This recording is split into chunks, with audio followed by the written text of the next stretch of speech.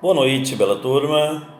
Estamos mais uma vez fazendo uma pequena postagem, da nossa explicitação sobre o tempo do crime. Legal? Está estampado no artigo 4º do nosso Código Penal. Tudo bem? O artigo 4º, ele reza que considera-se praticado o crime no momento da ação ou da omissão, ainda que outro momento seja do resultado. Bastante simples isso, tá? Para não sair da nossa memória, vamos lembrar o seguinte: qual que é o momento, a hora do crime? É a hora que houve a conduta, seja ela comissiva ou seja ela de omissão. Legal? Esse é o tempo do crime. Se vir o resultado a ocorrer em outro momento, não importa a lei penal o outro momento. Legal? Então vamos ver. A teoria da atividade, veja bem, o próprio termo atividade já fica bastante claro. Ativo é que houve a ação. Teoria da atividade é o momento em que o indivíduo promove a ação ou mesmo a omissão. Essa é a teoria da atividade. Lembrando, essa teoria, quanto ao tempo, é adotada pelo nosso código, tudo bem?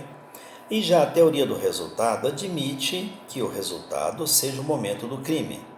Olha só o texto. Admite-se a prática do crime no momento da produção do resultado lesivo, sendo irrelevante o tempo da conduta.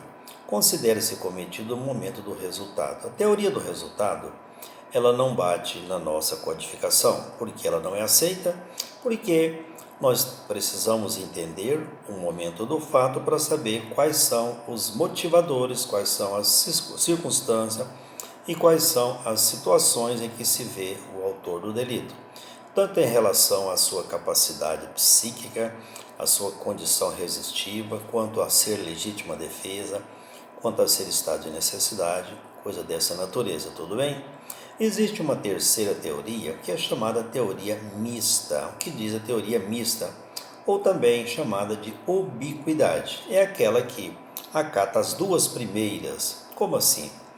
Considera-se praticado o crime tanto no momento da conduta, ou seja, da ação, como também o do resultado. Lembrando, essa teoria, se fosse adotada pelo Brasil, teria uma confusão medonha. Por quê? Porque não teria como definir qual, de fato, seria o estado mental, a condição do sujeito de responder pelo fato, pelo ato em si.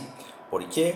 Porque não teríamos condição de saber, lá na hora do resultado, uma conjugação da realidade, legal? Em que eles se encontravam, conforme eu disse antes, quanto a ser essa defesa legítima, quanto a ser essa conduta em estado normal, da sua condição de lucidez e tal, tá?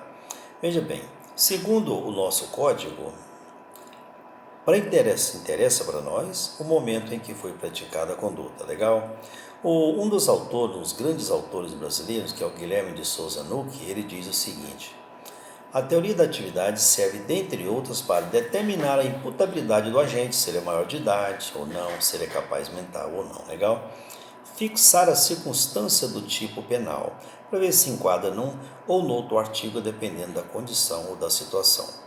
Possibilitar a eventual aplicação de anistia, que vocês vão ver depois, está lá no artigo 107, legal?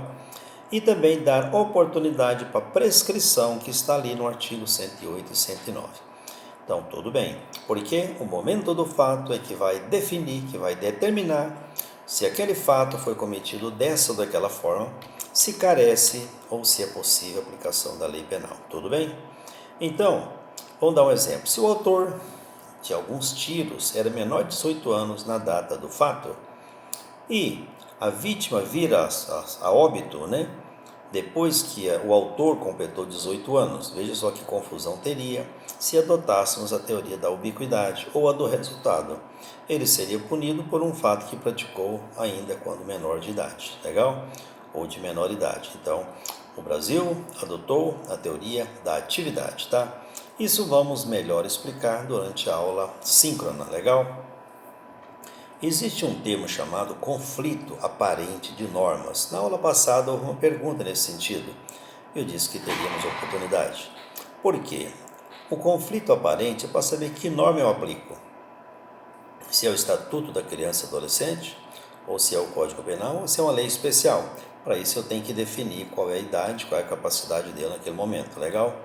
O concurso, para ser aparente, ou seja, para existir suposto conflito de normas, tem que existir mais de uma. Então não se fala em conflito de normas se não existe mais de uma norma. Exemplo, Código Penal, Estatuto da Criança e Adolescente, Estatuto do Idoso, Lei de Drogas, legal? E havendo mais de uma, quais são os critérios para se definir? Primeiro, se menor de 18, Estatuto da Criança e Adolescente, legal? Se maior de 18, Código Penal ou a lei especial que melhor subsumir aquele fato, legal? Então esse concurso é chamado concurso fictício ou aparente. Por quê? Porque de verdade não existe o concurso. Nós só temos que ver que adequa àquela realidade, àquela situação, legal? Existe um termo chamado concorrência imprópria. Por que é imprópria? Porque não cabe aplicação de mais de um e não caberia aplicação de uma que não subsumir àquela realidade, legal? Então, o concurso é impróprio, né? Não existe, ele é fictício, ele é aparente. Então, não existe essa possibilidade de se aplicar ou de ter mais de uma norma a ser aplicada ao mesmo fato, tudo bem? Princípio da especialidade. O que é especialidade? Entre uma lei geral e uma lei especial, aplica-se a lei especial. Por quê? Porque ela sobrepõe, nós falamos isso na aula passada também. Ela sobrepõe de que jeito?